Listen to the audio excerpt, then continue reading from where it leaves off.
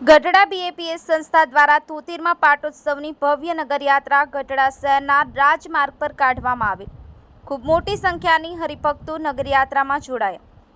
બોટાદ જિલ્લામાં આવેલ ગઢપુર કે જે આજે સ્વામીના ગઢડા તરીકે પણ ઓળખાય છે, સ્વામિનારાયણ ભગવાન દ્વારા 27 વર્ષથી વધુ ગઢડા ખાતે રોકાયેલ હતા, જેને લઈ સ્વામિનારાયણ સંપ્રદાયમાં ગઢડાનું ખૂબ મહત્વ રહેલું છે। ત્યારે ગઢડા બીએપી સંસ્થા દ્વારા આજરોજ 73મા પાટોત્સવની ભવ્ય નગરયાત્રા ગઢડા શહેરના રાજમાર્ગ પર કાઢવામાં આવેલ હતી। ખૂબ મોટી સંખ્યાની હરિભક્તો નગરયાત્રામાં જોડાયા હતા।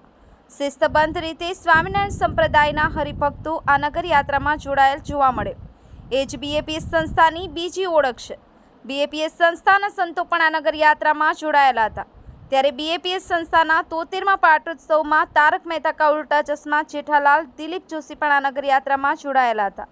દિલીપ જોશી દ્વારા સ્વામિનારાયણ ભગવાન જે ગઢડામાં રોકાયા હતા તે ગઢડાના રાજમાર્ગો પર આજે નગરયાત્રામાં સંતો સાથેની પોતાની હાજરી હોય ખૂબ જ આનંદથી લાગણી અનુભવી હતી।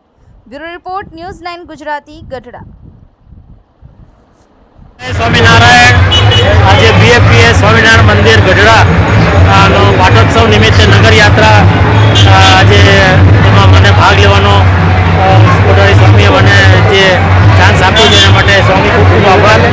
અને ગઢડા ગામનો આજે દર્શન કરવાનો મોકો મળ્યો બહુ સુંદર રીતે, અને બધા એટલા બધા ભાવિક છે, બધા ચારે બાજુ અહીંયા આગળ એટલા પ્રેમથી બધા જય સ્વામિનારાયણ કરી રહ્યા છે।